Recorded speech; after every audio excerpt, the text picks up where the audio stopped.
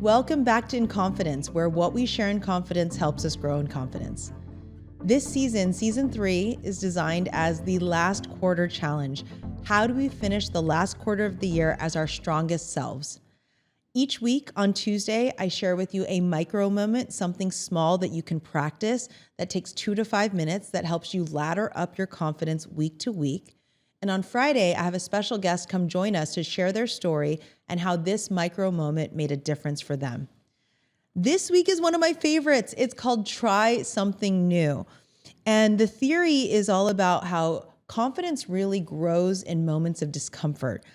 Every time you try something new, big or small, you expand your capacity, you build resilience, and you remind yourself that you are capable of more than you think. So this week is all about stepping outside of your comfort zone. It's not necessarily a new route to work or a different brand of cereal. It's choosing something that puts you right in the middle of growth, puts you at the starting line for growing. Now, that could be speaking up in a meeting where you'd normally stay quiet. It could be signing up for a dance class, a workout class that you've always been curious about. I think that Dancing with the Stars has convinced all of us that we could be a professional dancer, or saying yes to an invitation you usually turn down. The goal of this exercise is not to be perfect. It's really about proving to yourself that you can step into the unknown and be more than fine. So before we talk about how to do that, I want to start with why you might not want to, because I feel like trying something new is such an old platitude. However, we talk about what holds us back from starting something new and the science of why starting new things is valuable, maybe it'll convince all of us that this is simple enough and that there's a reason to try it.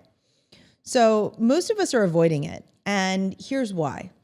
Because I think fundamentally there's a barrier to the shame of being a beginner. Like, when was the last time you were a beginner at anything?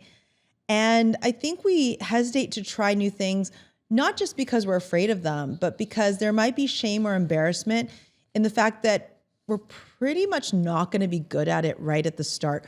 We're going to be awkward. We're going to make mistakes. Nobody likes being bad at something. And I think that's the trap we all fall into. How could we be good at something that we've never done before?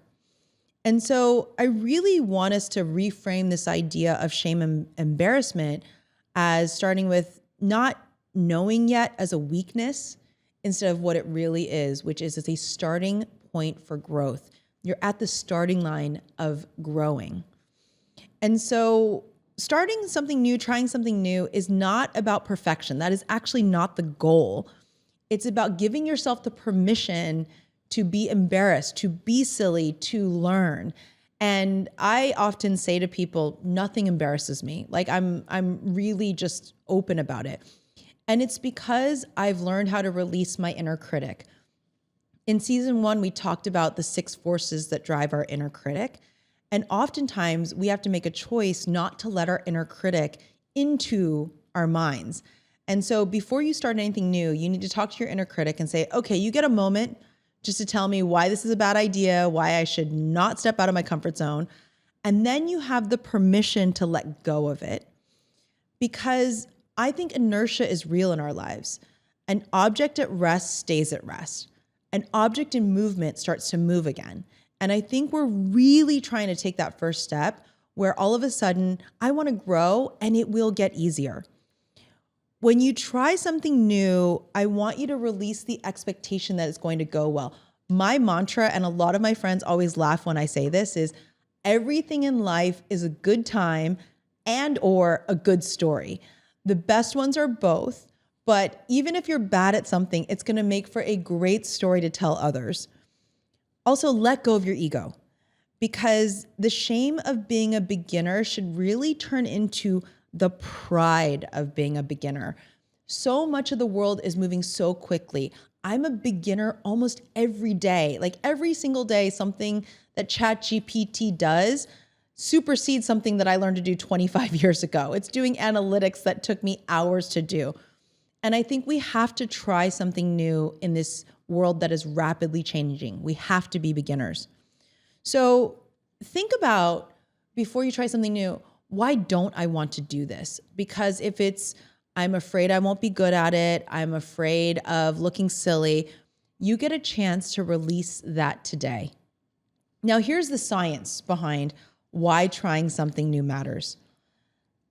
Science proves that people who are willing to try new things, who let themselves be beginners, are healthier, sharper, and more resilient over time.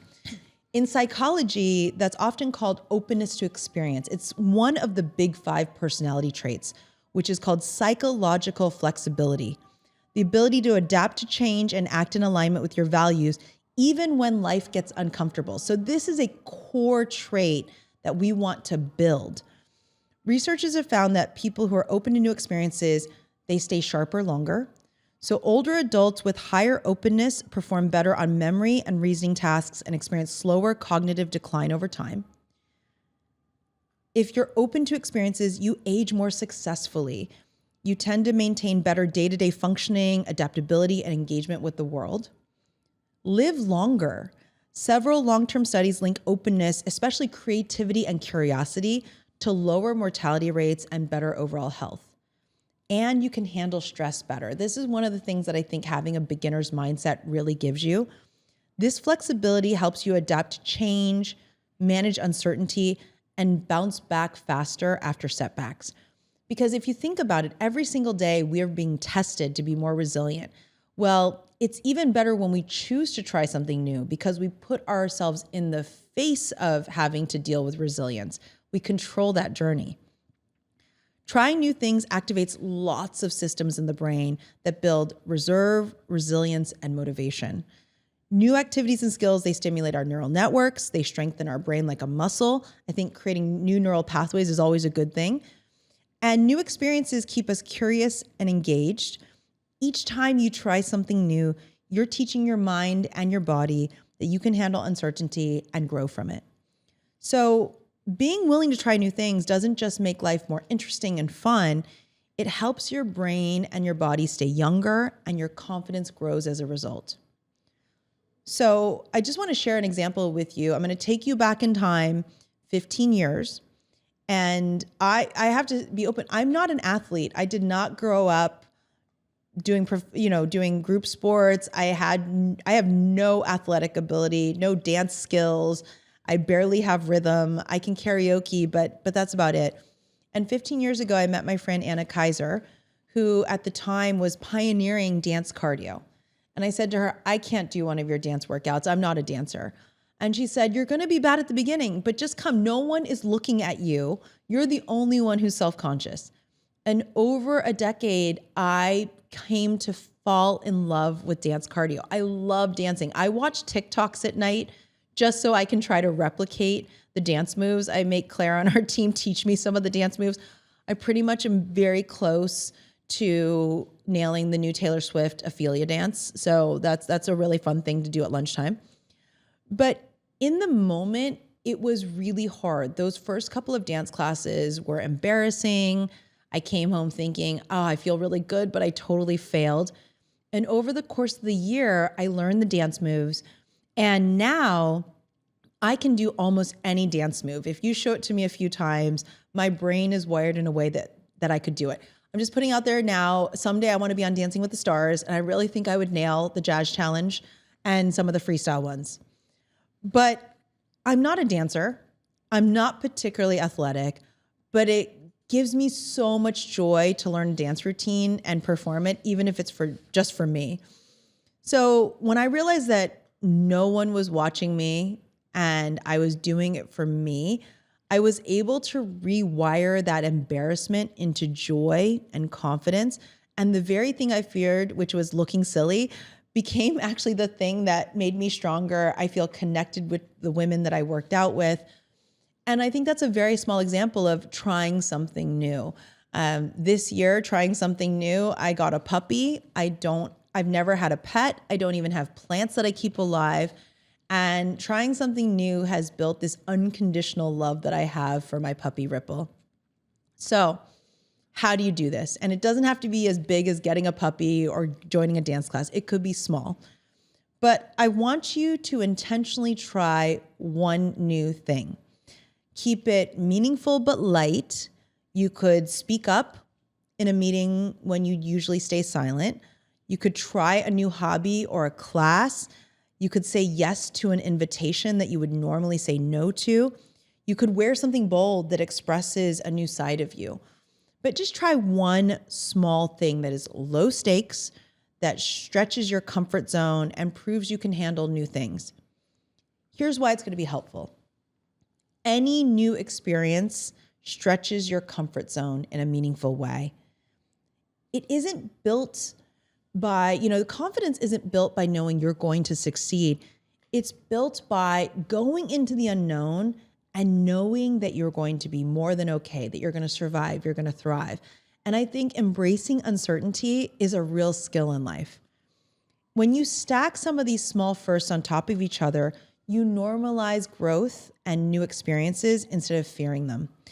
And the more you do new things, the more your brain learns to stay calm under uncertainty. Confidence is the byproduct. My boyfriend does something, which he's done for 7 years now, where he talks to a stranger every day. And it's really fun. He has some rules. It has to be at least 5 minutes. He has to get the person's first name. And I think in a world where we're incredibly disconnected, we're on devices, we're interacting digitally more than we are in person, it means that when he's thrust into a meeting or a setting where he has to meet new people, he doesn't feel uncomfortable because he's been spending 7 years building up this muscle of speaking with strangers. So if you can take this on this week, I know it will stretch you in new ways. I want to hear from you what new thing you tried and what ripple effect it had on your life. Make sure you go to my LinkedIn and comment on the post for this episode so that you can share with us what you tried that was new, how it made a difference, and enter to win our weekly giveaway. If you enter all of them, you get our grand giveaway. You get entered into our grand giveaway at the end of the season. I hope you'll try something new today. If you love this episode, I hope you'll share it with a friend who needs to hear it. Maybe you'll go try something new together, and subscribe so you never miss a moment of inspiration. I hope you're leaving the space stronger than the way you entered it. And until next time, in the words of my 9-year-old self, I see you, I value you, and I believe in you. This is In Confidence. Hi, I just want to remind everyone around a little special feature on season 3. We're calling it a little bit of a bonus to celebrate our training plan for confidence. We want everyone to take on the last quarter challenge. So each week on Tuesday, when the episode drops, I will be posting on my LinkedIn, Lisa L. Sun. You can find me on LinkedIn. I'll be posting the challenge. And if you like that post and you comment on how you've embraced that challenge, how it's made a difference for you, you'll be entered to win a gift that week. So we'll be picking a winner each week.